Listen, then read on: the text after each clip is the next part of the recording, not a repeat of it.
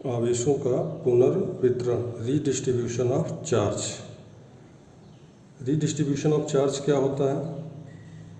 तो मान लीजिए कि दो चालक हैं, फर्स्ट एंड सेकंड। पहले को आपने Q1 आवेश दिया, दूसरे को Q2 आवेश दिया। Q1 आवेश देने पर इसका विभव V1 हो गया, इसका V2 हो गया। सपोज करिए इसकी धारिता C1 है और इसकी C2 है। तो दो अलग अलग विभव पर स्थित चालकों को जब हम किसी चालक तार द्वारा जोड़ते हैं तो हाई पोटेंशियल वाले कंडक्टर से लो पोटेंशियल वाले कंडक्टर की ओर आवेश स्थानांतरित होने लगते हैं। इस पूरे प्रक्रिया को आवेशों का पुनर्वितरण कहते हैं।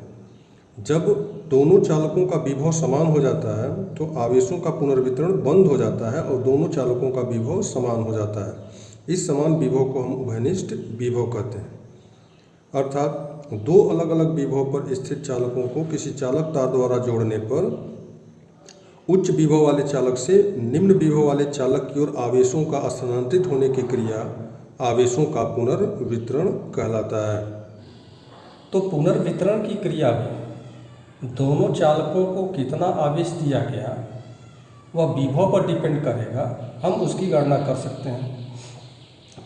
तो पुनर्वितरण के पहले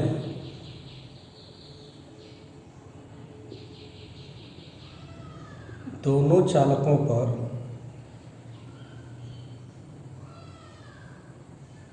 आवेश की मात्रा कितना होगा?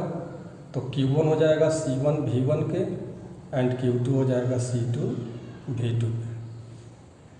तो Q1 C1 V1, Q2 C2 V2 के। अब अगर V1 अधिक है V2 से, यानी ये हाई पोटेंशियल पर है, ये लो पोटेंशियल पर। अब हम क्या करते हैं, दोनों चालकों को एक सुचालक तार द्वारा जोड़ देते हैं। ये हो गया तार, कनेक्टिंग वायर। अब क्या होगा, जो हाई पोटेंशियल वाला चालक फर्स्ट है और ये लो पोटेंशियल वाला जो चालक सेकंड है, इसमें से आवेश जाना शुरू होंगे इधर की, और पहले चालक से दूसरे चालक की ओर आवेश तब तक प्रवाहित होता रहेगा जब तक कि दोनों का विभव समान नहीं हो जाता है। और समान विभव पर जब आ जाते हैं तो पुनर्वितरण बंद हो जाता है। इस समय मान लीजिए दोनों चालकों पर जो समान विभव उत्पन्न हुआ है उसको हम उभयनिष्ठ विभव कहेंगे। ये V1 वोल्ट को V वोल्ट तक हो चुका है, इसका भी विभव V वोल्ट हो चुका है, लेकिन धारिता में कोई चेंजिंग नहीं होगी। ये C1 रहेगा, ये C2 रहेगा। तो इस फिगर B के अनुसार इस फिगर में आपको ये मिलेगा कि अब यहाँ पर नया जो आवेश उत्पन्न होगा दोनों में वो बदल चुका होगा Q1 और Q2 से। अब हम सपोज करते हैं कि पुनर्वितरण के पश्चात दोनों चालकों पर आवेश क्रमशः Q1 डैश तथा Q2 डैश हो। तो Q1 डैश की वैल्यू हो जाएगी, इसकी धारिता C1 है, विभव V वोल्ट हो चुका है बदलकर, तो C1 भी हो जाएगा, और दूसरे का आवेश Q2 डैश हो जाएगा कितना? C2 और V के। अब ये नया आवेश हो चुका है। दोनों का अब आपको रेशियो निकाल कर देखते हैं कि क्या आवेशों का अनुपात मिलता है। तो दोनों आवेशों का जो अनुपात होगा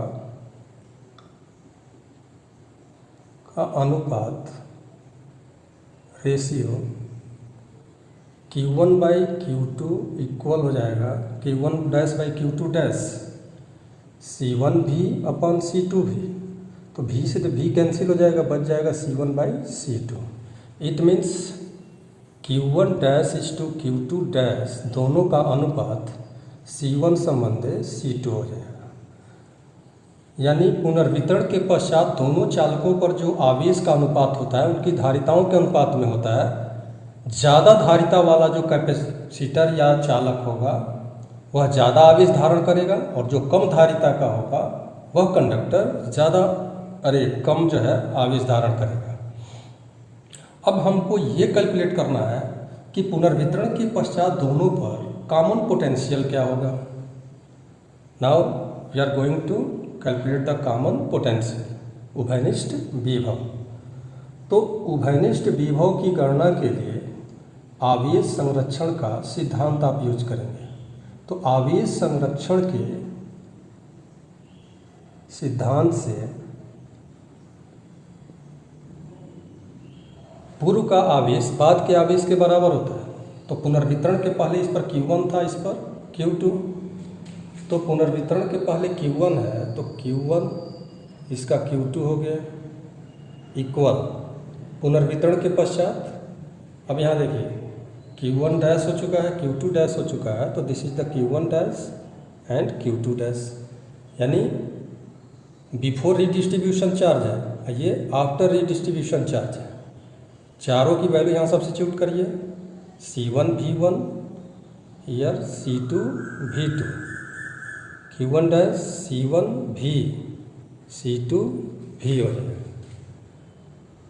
यहाँ पर V कॉमन है तो C1 plus C2 common V हो जाएगा, इधर C1 V1 plus C2 V2 हो जाएगा। तो V की वैल्यू हो जाएगी C1 प्लस C2 से डिवाइड कर दीजिए, तो C1 V1 plus C2 V2 upon C1 plus C2 हो जाएगा। इस तरह से ये जो फार्मूला आपको मिला है इक्वेशन 2, ये उभयनिष्ठ विभव को रिप्रेजेंट कर रहा है, यानी equation 2 gives the common potential, उभयनिष्ठ विभव को बताएगा। तो इस फार्मूले से हम उभयनिष्ठ विभव की गणना करेंगे, कॉमन पोटेंशियल, और इससे दोनों चालकों के धारिताओं का आवेशों का अनुपात निकाल सकते हैं। तो ये है पुनर्वितरण की क्रिया। अब इस चीज़ को समझेंगे कैसे पुनर्वितरण क्या होता है। तो इसको हम एक्सप्लेन करते हैं कि दो विभिन्न वोल्टता पर आवेशित चालकों को जब हम किसी सुचालक तार से जोड़ते हैं तो हाई पोटेंशियल वाले कंडक्टर से आवेश लो पोटेंशियल की ओर डिस्ट्रीब्यूट होने लगते हैं, ट्रांसफ़र होने लगते हैं। यह क्रिया तब तक चलती रहती है जब तक कि दोनों चालकों का विभव समान नहीं हो जाता है।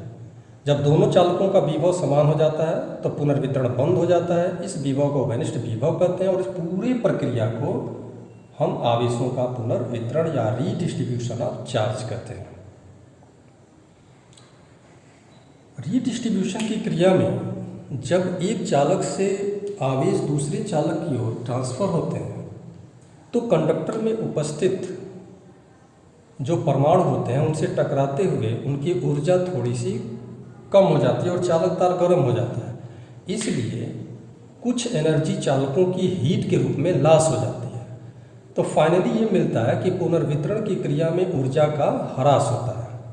अब ऊर्जा ह्रास की गणना आप कैसे करेंगे पुनर्वितरण की क्रिया में, तो अब हम कैलकुलेट करने जा रहे हैं ऊर्जा ह्रास।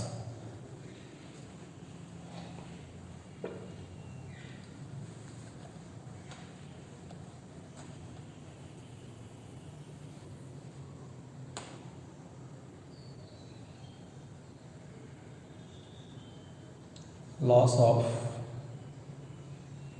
एनर्जी, ऊर्जा ह्रास।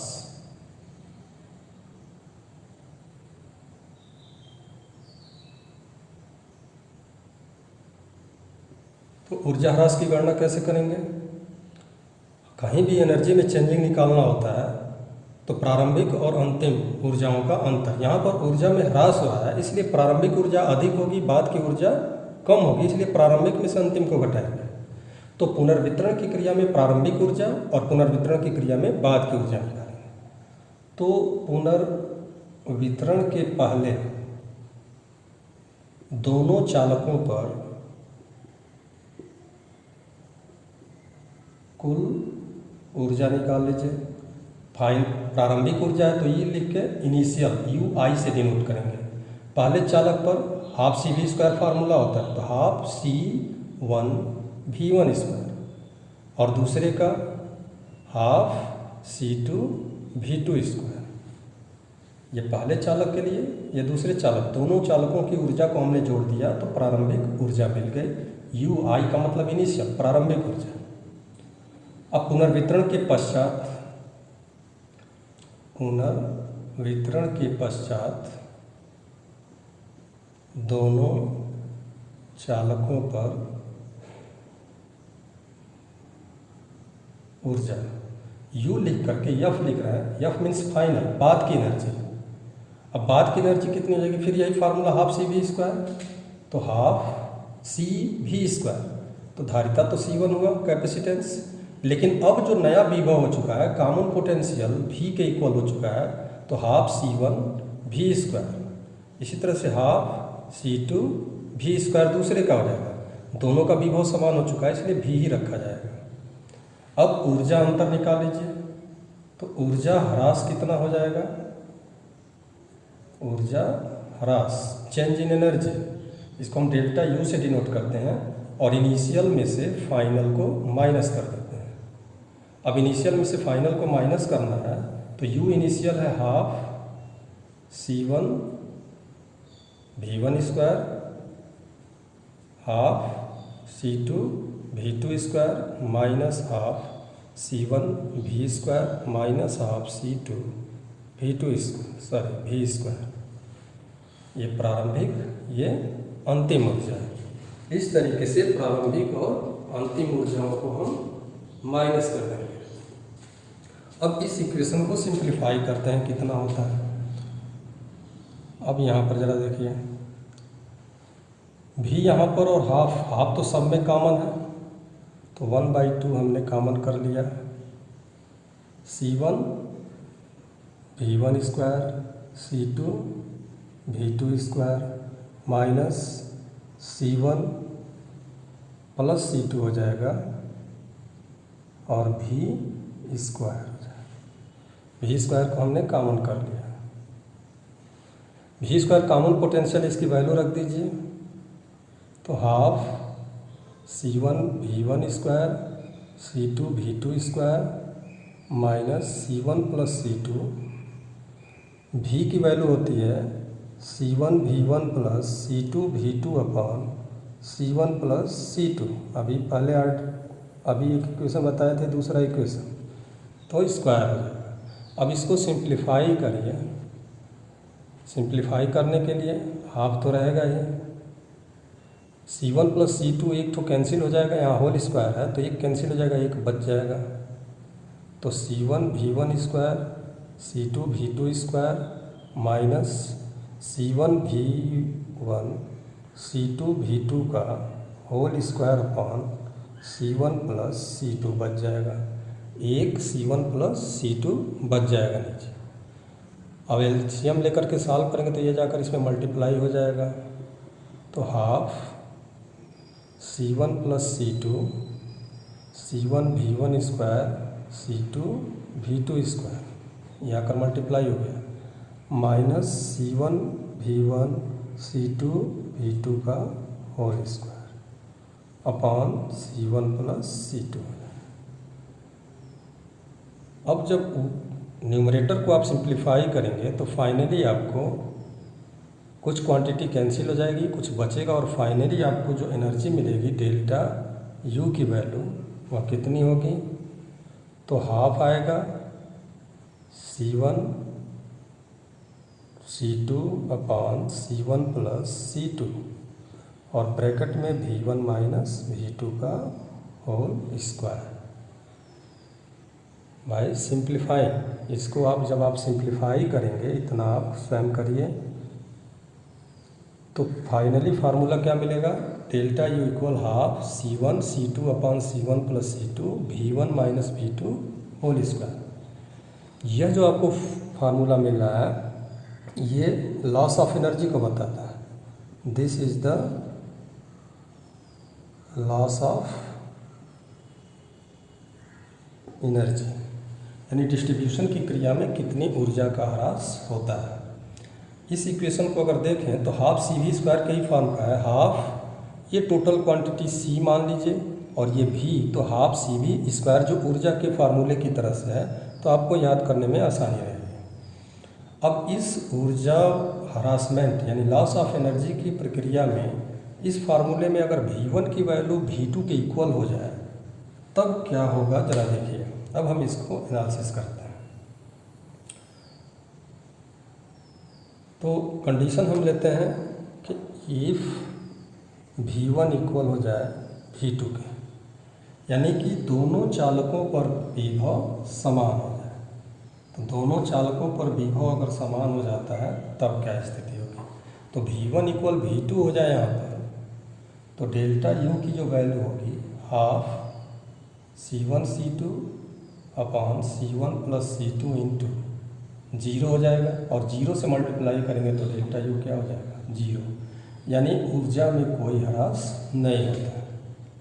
तो फाइनली क्या रिजल्ट मिला कि यदि दोनों चालक समान विभव पर हों, कॉमन पोटेंशियल से समान विभव पर हों, तो ऊर्जा ह्रास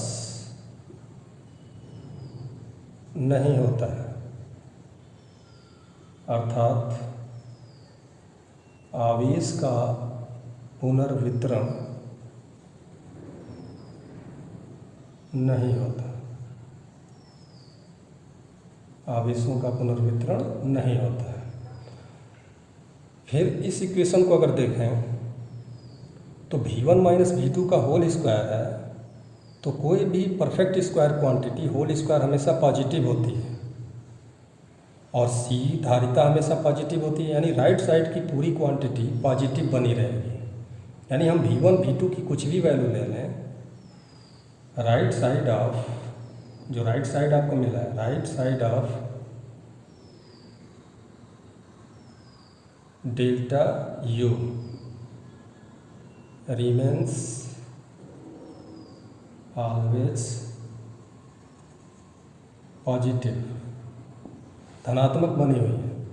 धनात्मक का अर्थ ये हुआ कि पूर्व की ऊर्जा हमेशा बाद की ऊर्जा के से हमेशा अधिक होती है, यानी डेल्टा U ग्रेटर देन 0 अगर है तो डेल्टा U का मतलब इनिशियल माइनस किए थे क्या, फाइनल के, greater than 0, UI minus UF greater than 0 हो जाएगा, क्योंकि डेल्टा U आप लेके चले थे प्रारंभिक माइनस अंतिम, और ये 0 से बड़ा है, तो ये इम्प्लाई कर रहा है कि इसको हम ट्रांसफ़र कर दें इधर तो पॉजिटिव हो जाएगा। तो U इनिशियल प्रारंभिक ऊर्जा, U फाइनल अंतिम ऊर्जा, प्रारंभिक ऊर्जा सदैव अधिक होगी बाद की ऊर्जा से। इसका मतलब कि हमेशा अगर आप देखें तो पुनर्वितरण की क्रिया में बाद में ऊर्जा घट जाती है, अर्थात ऊर्जा का हमेशा ह्रास ही होता है। तो ये है loss of energy in redistribution of charge.